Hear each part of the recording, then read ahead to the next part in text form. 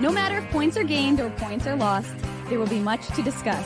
For analysis regarding tonight's Winnipeg Jets game, here are Dave Manouk, Ezra Ginsburg, and your host, Drew Mandel. The Illegal Curve post-game show starts now. Well, Ezra, when it was 4-1 in that third period, I thought, okay, I'm going to make my bat mitzvah. Ezzy's going to make get his kids to bed and not Bedtime. have his dad want to, kill him. Then it was 4-2. Then it was 4-3. Then it was 4-4. Then it was overtime. Then it was double overtime. So it was a little longer than we expected. As he commented, my hair's a little crazy. Sorry, folks. I'm, of course, no hats in the press box. It's great hockey hair, Dave M. Like, I'm sure the chat will agree with me here. I know that the chat is not happy with the end result of that game, but JB Brown says, no wonder I wear a toque. Exactly. But hey, if you got it, you got to flaunt it, right? You just muted yourself there, Dave. Yeah. Oh, I guess Dave has to plug himself back in. There's a little short circuit. There we go. We got you back, Dave. There we go. Well, this is the problem when you're moving your stuff all the time, Ezzy. It's like, I'm trying to move this and make it, transport it, give people the good background that they come to expect here on Illegal Curve. And then, I do have hair too. Well, it's true. It's a little bit insane, but yeah, it's unfortunately, you guys get to, well, sometimes you've seen it every once in a while. But the reality is, folks, heck of a game here in Winnipeg that the fans got a chance to experience. The whiteout was, off the rails. Everyone was, we were off the rails on our Saturday show, Ezzy, and I don't know what it was like on the television. I didn't get a chance. Tell us what it was like to be in the building, Dave. I mean, I'm here in my River Heights basement. I was watching the game, as you mentioned, with my dad, aka Grandpa, and my two rugrats. But you were there. What was it like? I mean, I can only imagine what it was like when the Jets tied it up with only a few seconds left. Well, you know what? Even before then, go back to the beginning of the game. Sorry, folks. I know my mic wasn't working. We're having some technical difficulties. I'm frazzled. I'm trying to get everything. You're good now. We're crystal clear, Dave. Okay, good. Well, anyways, the before we even get into the tying goal, I mean, we have to go back to the beginning of the game. I mean, the fans. I was writing this on the website. The fans were amped. The fans were ready. You got to remember, and I know you know this, Ezzy, but this is the first time a full building has been here. The White House has been back since 2019.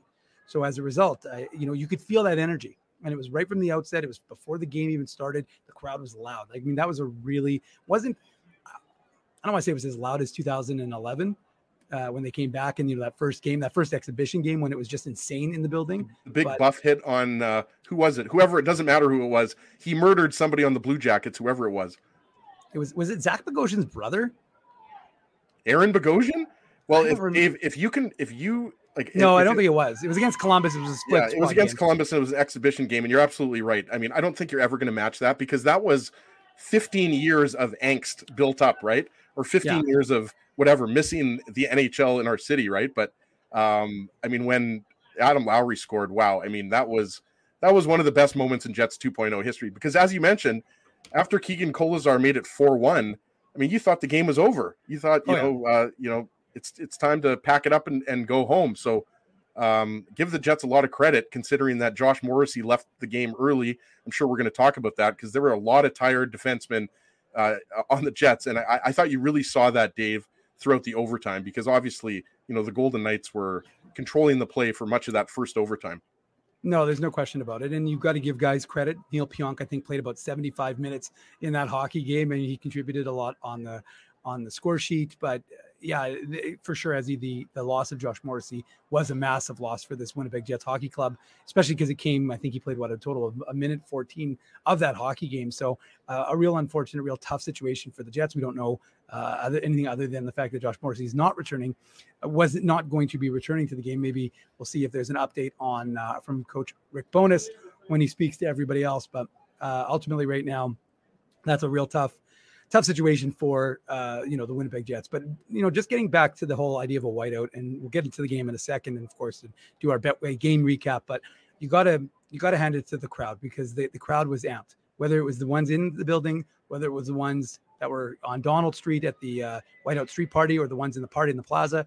Our photographer, Colby Spence, took a lot of photos. We're going to have those up on our Illegal Curve Instagram, and they're out on Twitter and stuff like that. But I'm glad to give it credit. It was a really good atmosphere. And again, like I said, the Jets might not have been ready to go because they gave up 2 goals on their first 2 shots, but the fans were, and the fans were excited, Ezzy.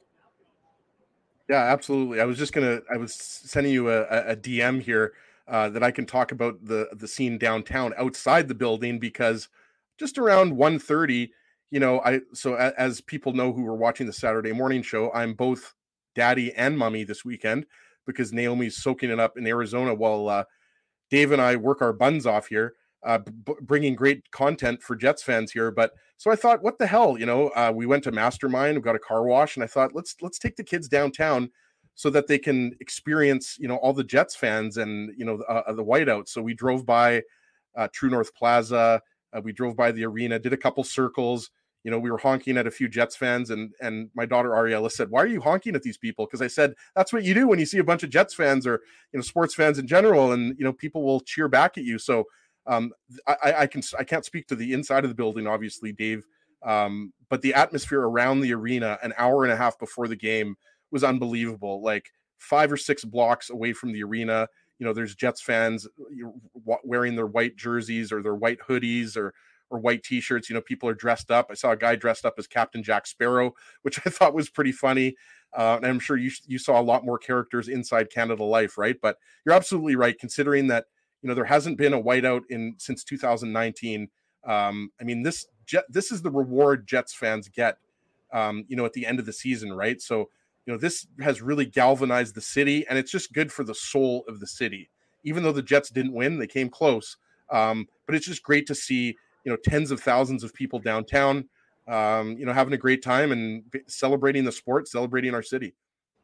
Well, for sure, as you're 100% right. And like I said, it's always a good representation. And I didn't get a chance to see the flyby, but I'm sure that was quite awesome. And the folks who did were, it seemed like there was a lot of excitement. And it was funny because it's one of those standard games, like, you look at the crowd and you're like, meh, they're a little sad, a little mopey. And then, of course, I could only imagine what it was like to be. I know what it was like in here. And it was loud. Again, like I said, that's as loud as the building's been in a long time, because I think it was a release of a lot of excitement for a lot of Jets fans. But there's no question.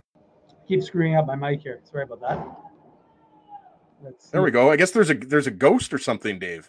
What's going on there? It keeps cutting out. It's not. It's because I keep hitting it. Unfortunately, I'm always using my hands to talk. Yeah. So I keep knocking out my wires here. My wires are making all the stops. My wires are. You're seeing. I just wanted to mention you're seeing. Thanks for everybody who's joining us right now, because that was an epic double overtime game that obviously didn't go the way that Jets fans wanted it to go. But there was so much going on. I see a lot of people, saying that they were, pacing in their houses. Like at one point, I had to tell Ruben to stop following me around the basement because I just wanted to watch the overtime, and he kept saying, "I want to go upstairs and play with his cars or whatever." So yeah, it was pretty tense, pretty nerve-wracking. But I don't know, Dave, we've been covering this team for 12 years since they came over from Atlanta, and that game is right up there. The 2018 run, I don't know if we'll ever be able to compare any run to that, unless obviously the Jets go back to the Final Four, the Stanley Cup final. But the way that game ended, with Lowry scoring with I forget how many seconds were left. 20 seconds. Yeah, 20.1 seconds.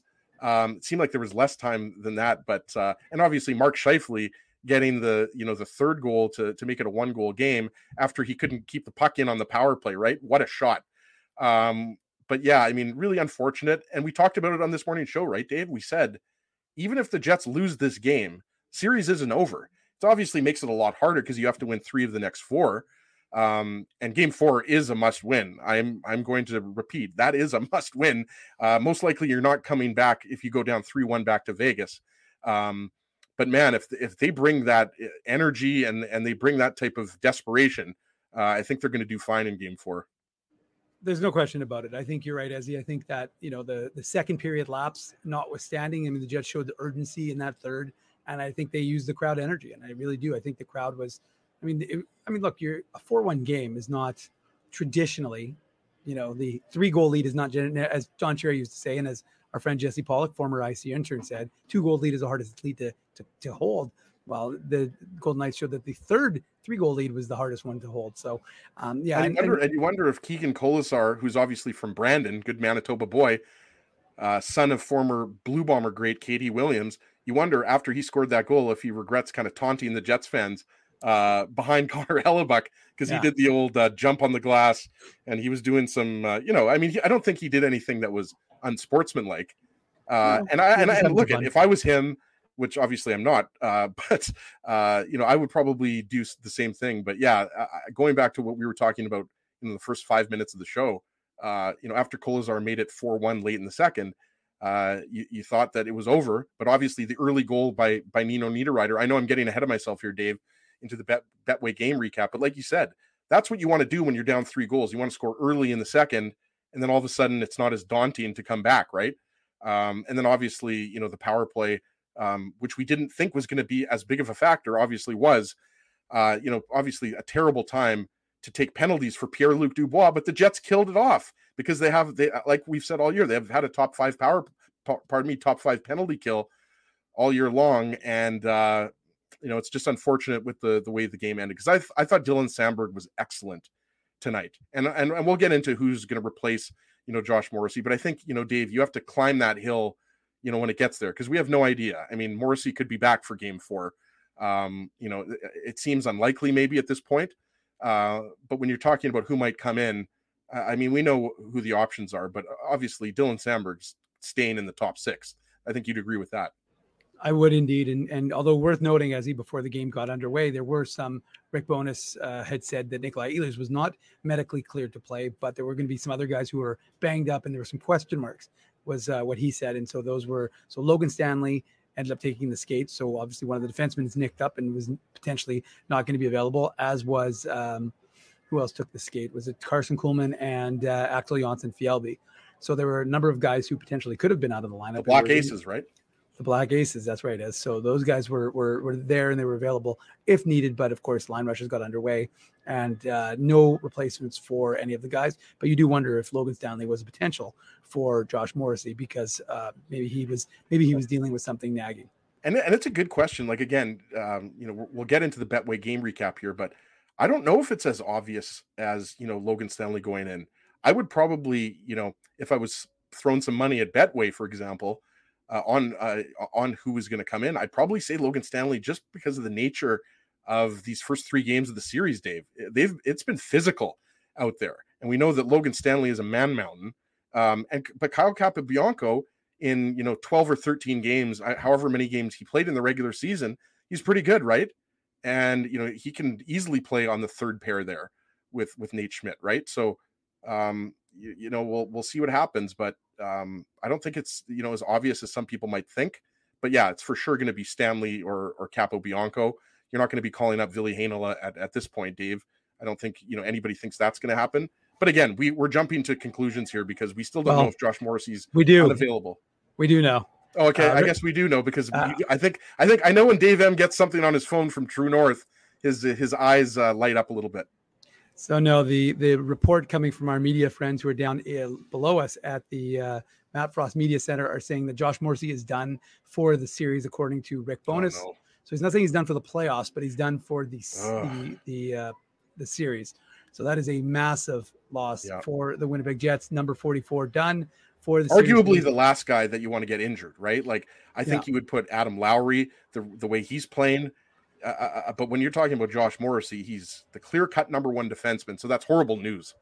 Yeah, real tough news for the Winnipeg Jets organization to lose Josh Morrissey. There you go. There's a little breaking news on IC. Wish we weren't breaking that, unfortunately. But, there you go. There is. Well, if you want me to talk for the next 5 minutes while you bang out a little content for IC.com, I can, Dave. But I'm sure we're going to get that on the website. And I'm sure that we've already put it out on social media. Thanks to our colleagues who are reporting on that. And you know what? Like, I really go back to what I was saying a few minutes ago. Like, the fact that the Jets were able to come back, tie that game up without Josh Morrissey, a guy who who plays big minutes, right? Like 22, 23, 24 minutes a game if it's a regular 60-minute game. So I thought it was really impressive the way the Jets stepped up. That Dylan DeMello was really good. Talked about Dylan Samberg. It's an egregious mistake, but to me that's luck, right? That goes off of a skate. I really don't think, like, clearly, it was a turnover. But if anybody watched, Dylan Samberg in that game, he was battling. He had a really strong defensive game, so it's unfortunate. But when you consider that JMO are arguably the team's MVP after Connor Hellebuck, of course, considering he missed the the majority of the game and you still came back and tied it. I think, that's something to be really proud of, even if you didn't win. Absolutely. And let's get into it here on the Illegal Curve post-game show. Thank you very much for joining us. You spent your Saturday morning with us. Now you're spending your Saturday late or early evening, Ezzy, with Ezra and I on the Illegal Curve post-game show brought to you by our friends at Betway. Whew. All right, Ez, let's just get right into it. First goal of the game. It came, hold on, I'm going to pull it up here. 2:52 into the first period on the first shot by the Vegas Golden Knights. Chandler Stevenson, how many times have we talked about him? 3 games into this series, but he gets the first Pride goal. of Saskatoon, right? Yeah, it was a little prairie connection with Mark Stone picking up the primary assist and Shea Theodore getting the secondary assist, and the Golden Knights trying to take that Winnipeg crowd out because, like I said, the crowd was electric, and suddenly the Vegas Golden Knights find themselves up 1-0 early in that first period. Yeah, and obviously Mark Stone, Dave, makes a really nice spin around pass around center to Chandler Stevenson. And it's a 2-on-2 situation, and we talked about it. It was the third pairing of Dylan Sandberg and Nate Schmidt. I thought Nate Schmidt had an excellent game as well, and I realized the Golden Knights scored five goals, but the fact that all these guys had to share the minutes after Morrissey went down. And look, it's a 2-on-2. It's Nate Schmidt on the left side. Chandler Stevenson takes the pass from Mark Stone, and it's a nice shot. And you were there, Dave, so maybe you saw a different replay as we welcome in the one and only Drew Mindell. I'm not sure if Stevenson's shot, we're just going over the first goal here, Drew. Yeah. And I'm not sure if Stevenson's shot touches Schmidt at all, but it looked like it might have, gone off of his leg or anything like that. But to me, what stands out on that is just the really nice play by Stone being pinned up against the half boards there, making the play by Chandler Stevenson. But I thought it was a 2-on-2 situation, and it's just a shot that beats Hellebuck. But I thought, the reason why I thought it might have gone off of Nate Schmidt is just because it looked like it might have changed direction on Hellebuck. Okay, I'm going to jump in because I hear the bat mitzvah calling my name. So I'm going to leave Drew and Ezzy to do the post-game show. Sans me. I will be back if that's okay with Drew. Yeah. Is that okay with Drew? It might be an abbreviated post-game show because, again, I want to make it to my 13th wedding anniversary in an ideal world. But all right. We're dividing and conquering. Drew, I'm not sure if you have a voice right now. It's a little bit hoarse. It was a very entertaining hockey game, as you're well aware, Mr. Ginsburg, and as everyone who watched that game. That's the kind of game where, first of all, I mean, that's the cliche, you get your money's worth, and it goes to show you, and obviously playoff games have more intensity, and the playoff games are going to be more exciting, but it just goes to show you how many of the regular season games that people pay full fare for are just absolute dogs compared to what we saw tonight. I mean, not every game is going to be like that, no question, but this was a fun hockey game where I don't think that the Winnipeg Jets were losers tonight, just that the Golden Knights ended up as the winners. It was that entertaining of a contest between these two teams. Yeah, absolutely. And, we were talking about it before you hopped on. Like, when you consider, no Josh Morrissey for the majority of the game. He's gone. I don't know if you guys saw it. He's gone. We did. Series. Okay. Yeah, we just saw that. I'm sure I'm sure it's all over Twitter now. Yes. And that's just devastating, right? Yes. And I mean, the Jets can still, battle back in this series, but I made the argument, or I made the case that, Josh Morrissey is probably the last guy that you want to get injured, right? Just in terms of his importance. I mean, Connor Hellebuck would probably be at the top of that list, but you're talking about Hellebuck, you're talking about Morrissey, obviously Kyle Connor would be up there, but just considering, the season that Morrissey's had, how good he's been early on in this series, the first 2 games, obviously, because he didn't play a lot today. Right. But I thought that the Jets rallied around and just, they showed a lot of heart. Exactly. They showed a lot of heart, a lot of soul. And even though they didn't win, I think, like you said, the fans, I think, left that game as happy as you can be, with a loss, right? Because that game when Keegan Kolesar scored late in the second period, it was like, okay, the Jets are down 2-1 in the series. Maybe they're going to win game 4. Yeah. And then they battled back, starting with Nino, and then obviously Scheifele with a massive goal. Yeah. And then Adam Lowry, who, as we all predicted, has 4 goals in the first 3 games of the series. Look, Ezzy, it was a fun game. I mean, I know that everyone's upset with the result, and I understand that because, from a fan's perspective, you always want your team to win. I get that, but this was just a fun hockey game. I mean, if there's been a better hockey game this year, in the NHL. I'm not certain about it. Just, this was an entertaining, a fantastic hockey game up and back, and the Jets showed a ton of heart coming back. Now, it makes that Jets Wild game at the end of the regular season look like a exhibition game. Yeah, no, look, it does. I mean, the intensity was through the roof. I give the Jets a lot of credit. Unfortunately, of course, giving credit doesn't put you any closer to the second round, and you have to wonder when you combine this loss and the emotion that went into just the game in general with the Josh Morrissey injury and Nikolai Ehlers' status, is it going to be too much for the Jets to overcome? And that's obviously going to be the storyline entering Monday night's game. After this, it's like the adrenaline is going to take a long time for this game to wear off. And then now you have to find a way to dig even deeper if you're the Winnipeg Jets. I mean, and that's going to be a very difficult task, given the realities of the situation, given the realities that Vegas right now is at full strength and the Jets are not, and they're playing without their best defenseman. They're playing without their best 5-on-5 forward, which really puts your depth to the test. Yeah, absolutely. And I'm sure you mentioned you have a dinner to get to, so let's get into the second Vegas goal here quickly. But all I was going to say is, we'll be talking about, leading up until game 4, we'll be talking about, is it going to be Logan Stanley or is it going to be Kyle Capobianco? I don't think, there's a big difference between the two, to be honest with you. Like, all due respect, Stanley's obviously bigger and more physical. Capobianco's more of a depth defenseman. Obviously, I guess Stanley is as well. Right. But I mean, if there's any time for Nikolai Ehlers to come back in this series, it would be game 4. No question about it. If the doctors are able to clear him, Vegas makes it 2-0 at the 6:18 mark. It's their power play that does the damage. Jack Eichel, his second of the series. Chandler Stevenson and Alex Pietrangelo get the assists. And it's a well-designed power play here. They move the puck well, Ezzy. And, it's hard to believe that this Vegas Golden Knights power play, we touched on it with Jesse Granger earlier today. It's hard to believe that their power play is so bad given the talent they have here. It looked pretty crisp on this one, and Eichel makes no mistake and is able to get the puck on the one-timer past Connor Hellebuck, and Vegas leads 2-0 6 minutes and 18 seconds into the first period. Yeah, and we're going to talk about Pierre-Luc Dubois' penalty, at the end of the third period and in the second overtime, obviously. But Dubois is the one that was in the penalty box for this goal, right? Yeah. So, not a great night for Pierre-Luc Dubois taking penalties.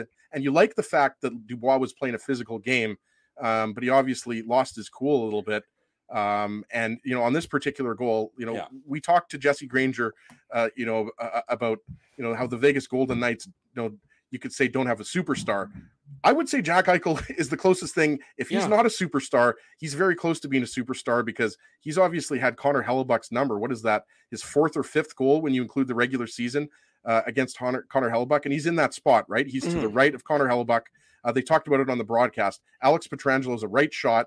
It ends up hitting the point shot through the middle, ends up going to William Karlsson.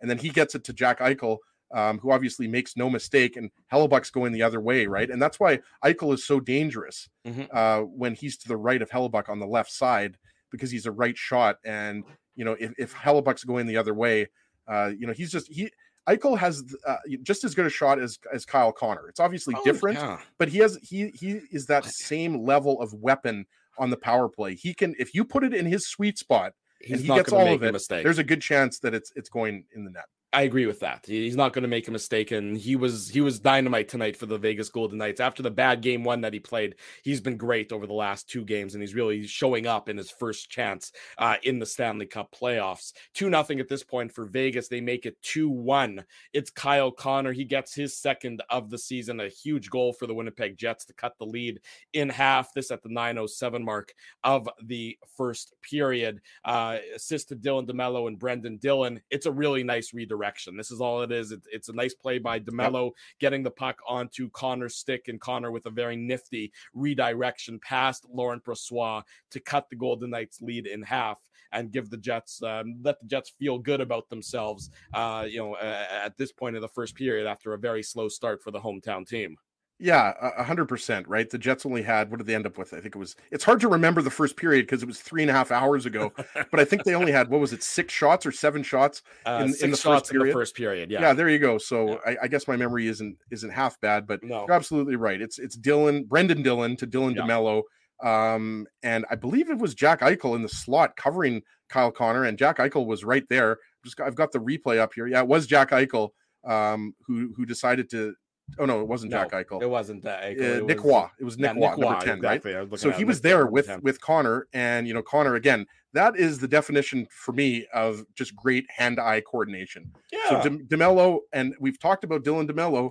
He's not like when you talk about offensive defensemen on the Jets, you immediately think of Morrissey and Pionk, but DeMello has really added that to his game. He's really good at just getting pucks kind of through the seams, as they say. And yeah, like you said, Drew, just great tip and a huge goal at the time. Yeah. Because it swung the momentum back. It was 2-0. Wasn't looking good. You cut the lead to 1. Now you've got something to build on for the rest of the period. Yeah, exactly. And so with the Jets, and the rest of the period, I mean, the Jets, like you said, they only had 6 shots on goal. Look, the Jets only had 9 shots on goal through 35 minutes of this game. So I mean, you know that the Jets certainly didn't play their best until the stakes really increased in that third period. But to make the ultimate, at the end of the day, to make the shot totals much more respectable. But the Jets were really getting stymied by Vegas throughout a lot of this game, and then they continued in the second period. Eichel again, also on the power play. Hell of a time for the Golden Knights power play to find its rhythm at the 10:46 mark of the second period. It's Eichel, his third of the season, his third of the playoff season, the second of the game, assist to Pietrangelo and Riley Smith on the power play and it's a 3-1 Golden Knights lead after the Jets really started the second period with a lot of momentum and a lot of pushback and came very close to tying the game at 2. It ends up being 3-1 for Vegas.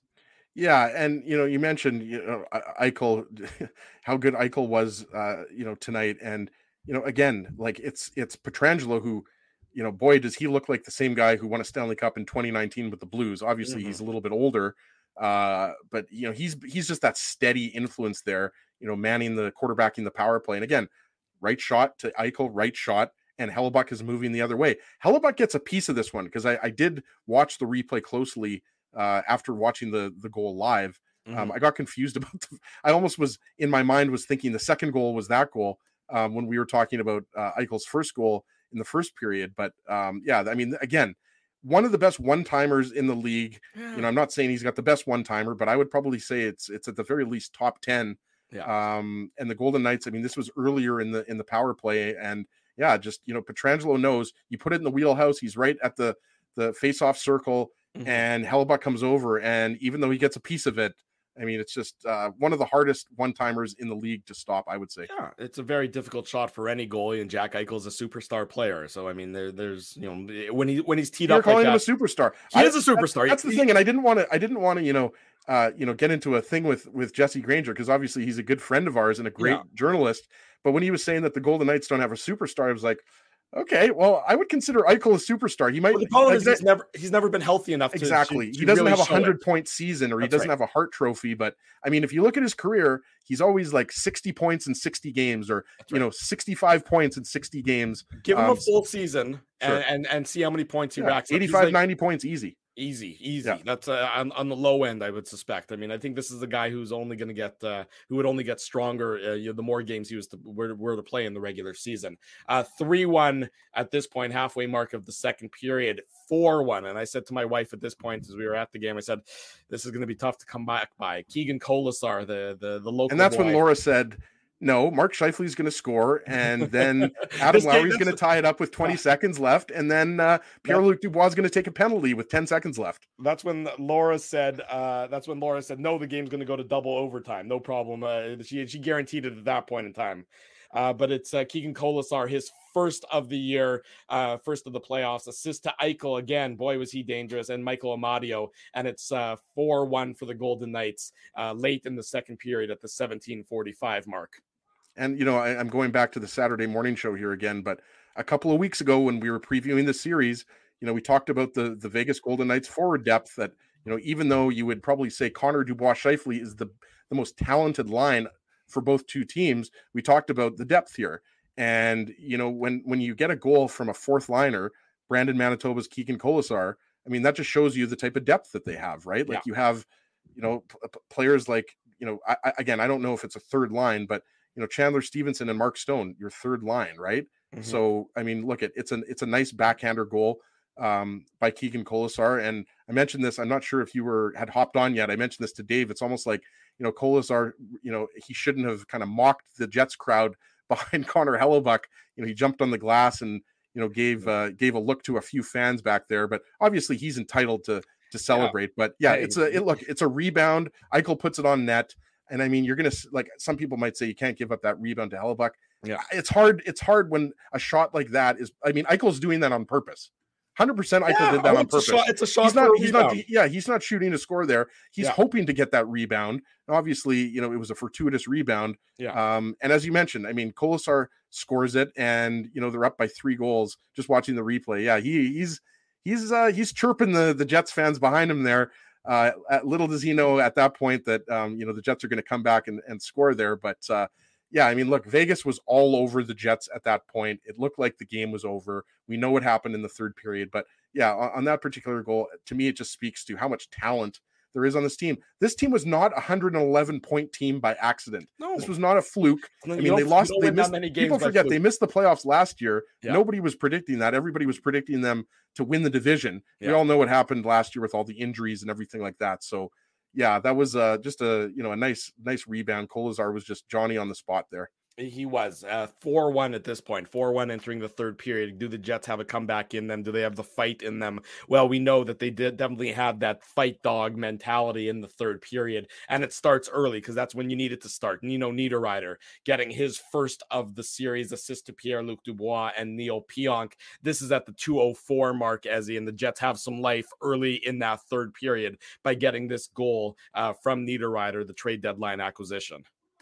Yeah, and I thought Niederreiter was really good. I thought that line was really good. I realized there was they made a switch there, and Scheifele and Dubois switched lines there. But I mean, Niederreiter, it seems like every time he's on the ice, or every second time he's on the ice, he's driving the net, he's creating chaos. Good things happen. He's a professional. Who was the hit on earlier in the game? He nailed somebody. Yeah.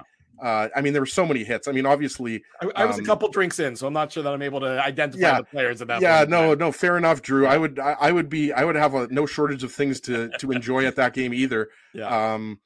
But yeah, just going back to that goal, it's just a really nice shot by Niederreiter.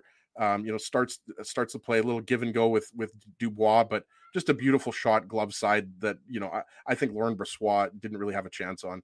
Yeah, I would agree with that. Our buddy Mike McIntyre reporting that he's heard that Josh Morrissey's series-ending injury is related to his knee, maybe an MCL, something to do with his MCL, maybe a sprain or something along those lines. That's not what Mike McIntyre just not good when they're saying Twitter in Game 3 that he's definitely out, because done for the season. Yeah, I was going to say, like, at the very least, it seems like he wouldn't be coming back till late in the playoffs. But if it's MCL, ACL, and I'm not a doctor, but I did tear my MCL, ACL, as you know, Drew, in the very competitive Jewish floor hockey world. So I haven't recovered. I still haven't recovered. I still haven't done the physio, right? You know that. I assume Josh will do the physio. I'm not sure that you're ever going to get around to it. Not worried about JMO. When it comes to me, that my career was done there. 4-2 for the Golden Knights. Scheifele, 14:08 mark on the power play.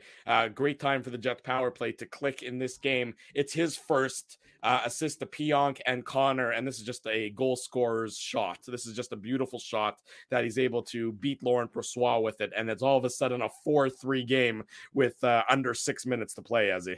Yeah, and I mean, I'd love for you to chime in after I talk about the goal here, because you were in the building. I can only imagine, I was telling Dave and the chat, I took the kids in the minivan an hour and a half before puck drop, and I just wanted them to see, all the white Jets jerseys and to see the street party and everything like that. Yeah. So that was incredible, but I wasn't in the building, but definitely, watching it here with the kids and my dad. I mean, when Scheifele scores that goal, because right before that, he lost control of the puck, right? Like, and that was on the same power play. So you're thinking, come on, Scheif, like, you got to keep that puck in. And what does he do? He keeps himself composed. We talked about it. Scheifele was one of the players we wanted to have a breakout game. Obviously, that didn't necessarily happen, but it was definitely a huge goal at the moment, because, I mean, that was everything with, whatever it was, 6 minutes left. You got the feeling that, there was a good chance the Jets were going to tie it up. You know, he scored. The place was buzzing. The place was bumping. It was a lot of fun in that building, I can assure you. And then when Adam Lowry tied it up with 22 seconds to go, his fourth of the series, assist in the Mesnikov and Pionk. And it's exactly how you score a tying goal when the goalie is pulled. You put the puck on net and you let chaos ensue. And Adam Lowry has just been such a beast in this series. He just would not be denied. He said, I'm bigger, I'm stronger, I'm going to find a way to get that puck on my stick, and he did so, and it was a tie game, and I thought my ears were going to pop because he was just absolutely incredible to tie that game at 4, because I did not see that coming, and the Jets had 22 seconds before it was going into overtime, and it got a little hairy in those last 22 seconds, Ezzy. Yeah, and you know what? Over the years, we've obviously seen a lot of amazing individual performances in the playoffs, right? You think of, you know, in recent memory, you think of, you know, maybe Braden Point on the Tampa Bay Lightning, or you think of Ryan O'Reilly for St. Louis. Like the guy that, you know, Lowry's reminding me of is that 2004 run for Calgary, Jerome McGinley, right? Like Jerome McGinley was laying body checks, he was fighting, he was scoring big goals, and obviously Lowry's not as prolific a goal scorer as Ginla. His dad, if you see the connection, his dad happened to be on that 2004 Calgary team, but honestly, he's doing everything. Lowry is doing everything. He's killing penalties. He's out there on the power play. He's chucking the knuckles with Keegan Colasar, a couple of big boys. You know, he's just doing everything, but you're absolutely right. And the thing I wanted to mention, Drew, you know, in addition to the chaos that ensued, or happened right before that goal, Blake Wheeler, just a great individual effort. He beats William Karlsson. He keeps the puck in, gets it back to Kyle Connor. And then I think it was Connor to Lowry behind the net. And then it comes back to it was Neil Pionk who took the shot. Neil Pionk, and the Mesnikov deflected off of him a little bit, and then it ended up on Lowry's stick. Yeah, so just, you know, great individual effort by Blake Wheeler to beat out William Karlsson, who had a chance to clear the puck there. And then also just, you know, some good work down low by Connor and Lowry behind the net to get it back to Neil Pionk at the point. And Adam Lowry just goes right in front of Laurent Brossoit, whacks it a couple times, and he just won't be denied. It was Alec Martinez, who's the defenseman that, I mean, look, Lowry is a big, big man. Not many defensemen. I mean, even a guy like Logan Stanley, who's 6'7", would have trouble with Lowry because he's 6'5", but he's a solid on his skates. 6'5", 230 pounds of muscle. I mean, he's a monster. This is a monster. If you see that coming down the street, you're moving aside and saying, "Thank you, sir. May I help? May I help with another? May I assist you with anything?" Lowry's a Mack truck. Exactly right. Runaway Mack truck in some regards. And of course, we know what overtime happened. The Jets had so many opportunities in that overtime period. It was an entertaining overtime period. I hate the fact that Vegas got that bonus timeout on the icing. So they iced the puck on the just after the 10-minute mark of the overtime period, and the rule being that the first whistle, and this needs to be changed, the first whistle after the 10-minute mark of overtime results in that dry scrape a little bit, where they come out and they shovel the ice, and Vegas, who are gassed and are on their heels, they get a bonus extra timeout as a result of it. That needs to be changed to be the rule that exists for TV timeouts during the first 60 minutes of the game. Well, and that's what we should mention. For those who don't know, a lot of people will know this who've watched a lot of hockey. There's no TV commercials in overtime. Right. You know, just for some people who might be listening to the podcast or might not know that or were wondering, that's always been the case. Or at the very least, Drew, it's been the case for a long time that there aren't TV timeouts during overtime. So that absolutely, like, I remember Alex Pietrangelo for sure was the defenseman that was on the ice. If it might have been Martinez, because that's the pair, right? That's the top pair for Vegas. So it's Martinez and Pietrangelo. And that absolutely, I think Chandler Stevenson was out there. So it would have been the Stevenson Stone Brett Howden line. They have so you're absolutely right. Tank. And exactly. The Jets probably would have scored. Like I was almost thinking, like, how are they going to even do anything here? They look like they can barely even move. And you're absolutely right. The dry scrape just gave them enough oxygen to basically, complete the next shift.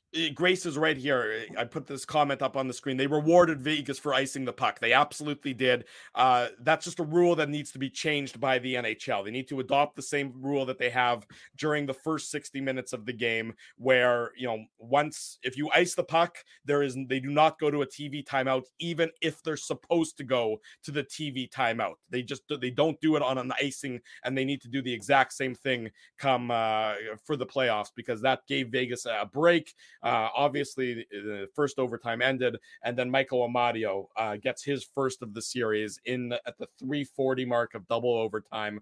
Ivan Barbashev gets the assist. It's a bad bounce off. Dylan Sandberg is trying to make the right play. Ivan Barbashev makes a better play in sort of forcing a bit of the turnover, but it's just as well a lucky bounce onto the stick of Amadio, and Amadio makes no mistake turning and firing and beating Blake Wheeler, ending a tremendous hockey game. Bringing heartbreak to everyone in Winnipeg and those who are cheering for the Jets. 5-4 is the final, giving Vegas a 2-1 lead in this best of 7 series, with Game 4 coming up on Monday night.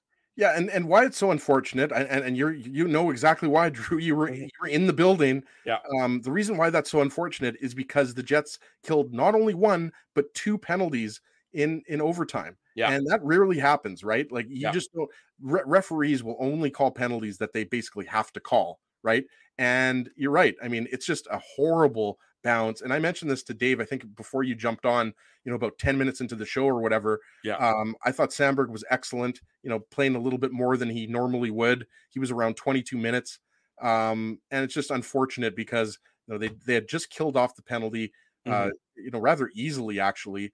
And look at Michael Amadio, we've talked about it. He scored some goals, before against the Jets, and he's just right in the slot. It comes right to him. And you're right. I mean, Ivan Barbashev, he's a guy that they acquired from the Blues for a reason, right? Yeah, he's a good depth forward, and he's a playoff performer. He's a playoff performer. He has a Stanley Cup ring as well. We were talking about Pietrangelo earlier, but look at. I mean, that's luck, because not only does Barbashev, get his stick on it and it's a nice turnover, it just, as I'd mentioned, it goes right, like Michael Amadio. It's like, when you're standing, and you played a lot of baseball, Drew, like it's like when you're standing in the outfield and the guy just happens to hit it right at you. You just have to put up your glove, just like this. Right? Like you don't even have to move. And that was Michael Amadio in the slot there. So, I mean, Dylan Sandberg is one of my favorite players on the Jets. I feel awful for him. Know that, all the Jets players, went to him after the game, or right after that, and said, the ice. You saw them don't worry about it. Yeah, I mean, look, he's having a great rookie season.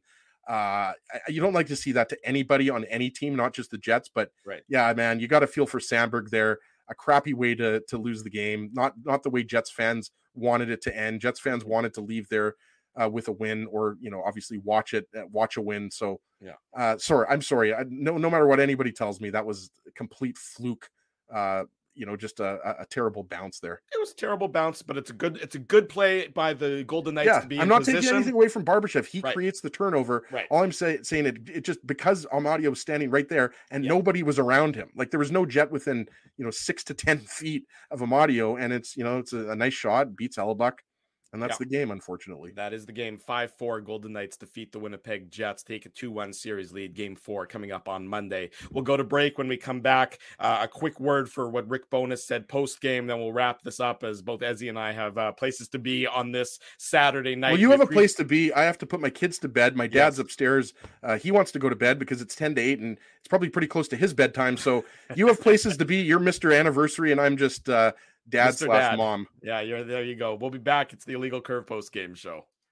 Jerry Seinfeld, Chris Rock, Jon Stewart, Dennis Miller, Brad Garrett, the biggest acts and all the up-and-comers. They've all made their mark at Rumors Comedy Club, North America's longest-running independent comedy club. Rumors has kept Winnipeg laughing for over 25 years. When was the last time you laughed out loud? Make it a great night out with friends, or book your office or birthday party, even a fundraising event at Rumors. Get all the details and dates on upcoming shows at rumorscomedyclub.com. He winds up. Oh, Whoa! Looks like Ezzy took that one right in the choppers. A blistering fast puck hurts like HE double hockey sticks. That's why I let the pros at Linden Market Dental Center turn my yow into wow. Get your brilliant smile back with state-of-the-art restorative and cosmetic dentistry from real pros. And remember, always wear a mouth guard. Now that's solid on ice advice. Learn more at lindenmarketdentalcenter.com. Creating smiles for life. Whoa, Ezzy, everything okay? You look stressed. Of course I'm stressed. We're moving, the house is upside down, the kids failed miserably at packing the fine china, and my life is in chaos. Chaos!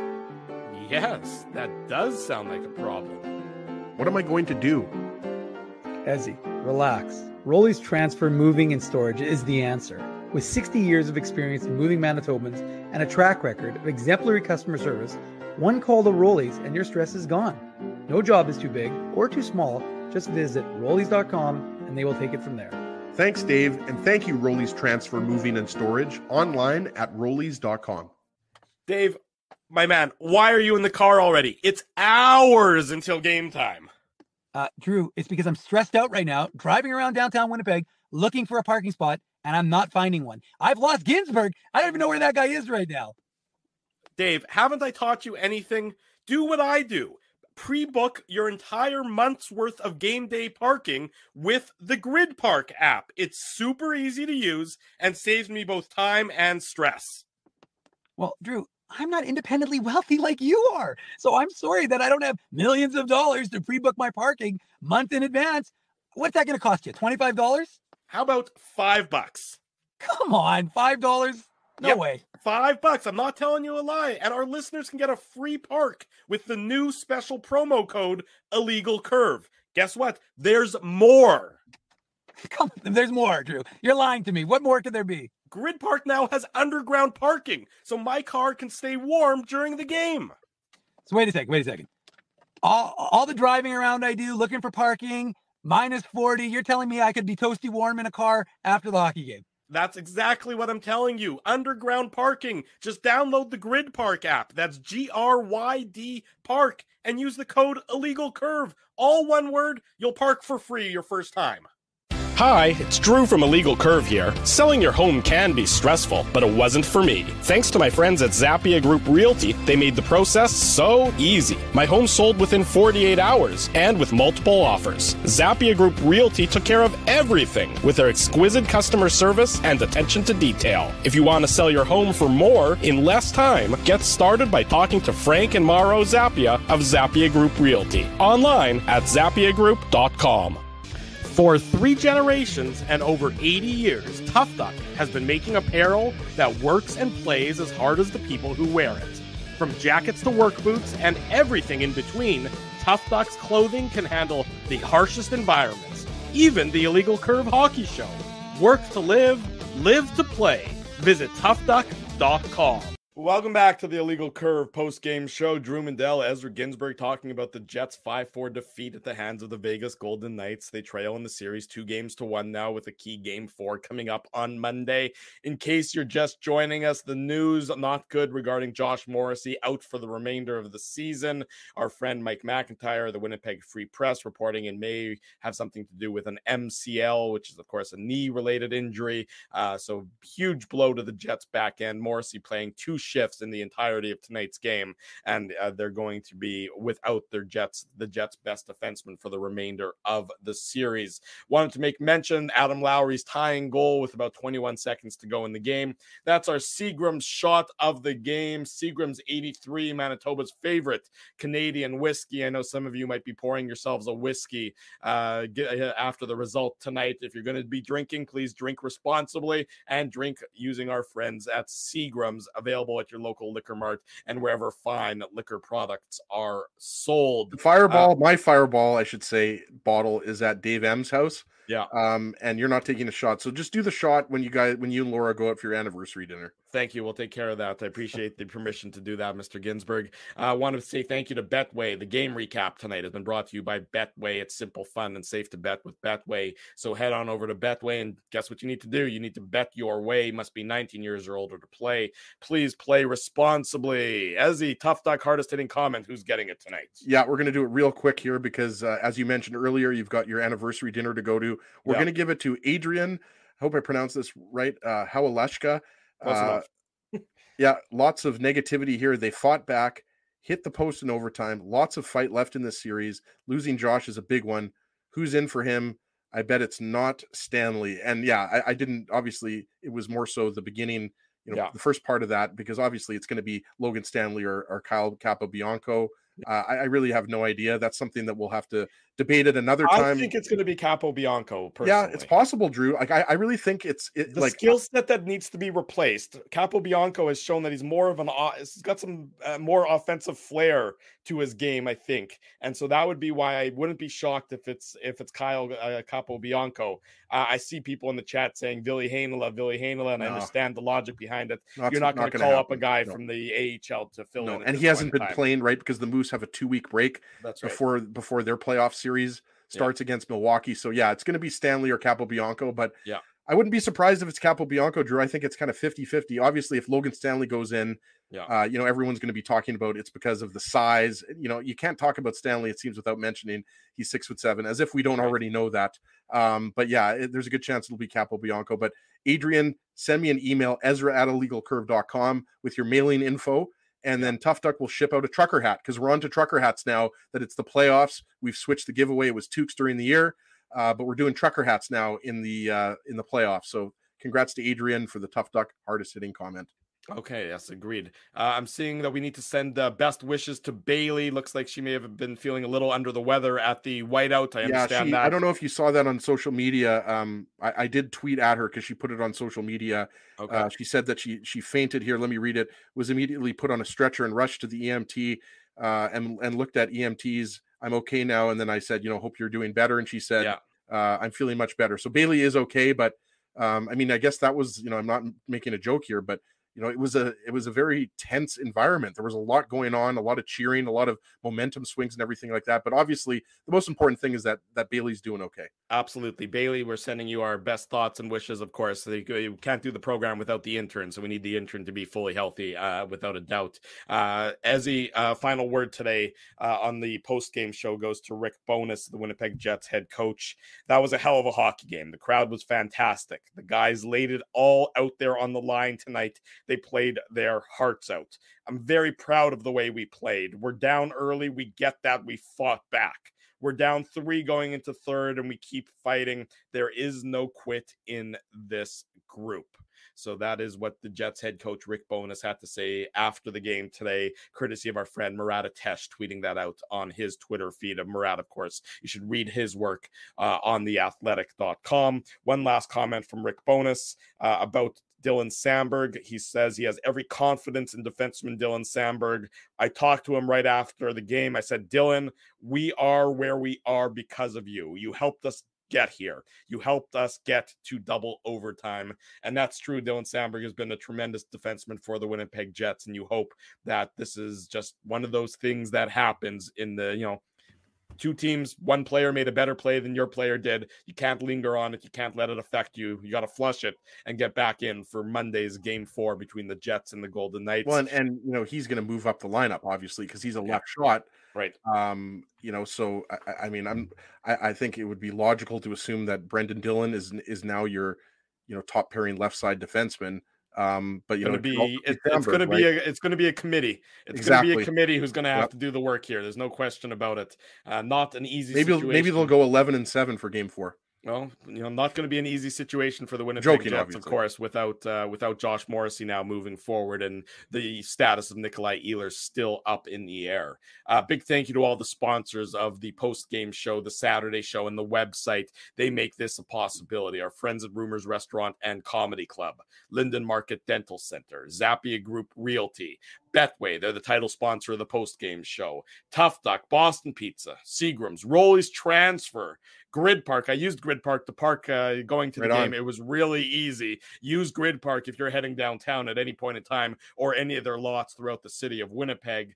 And of course, our friends at the Keg. If anyone has a lozenge, I think I could use it. My voice is a little hoarse after 2 shows on this Saturday. It's a 2-show Saturday. Just Google, pardon me, not Google. Just gargle some salt water, Drew, before you guys go out.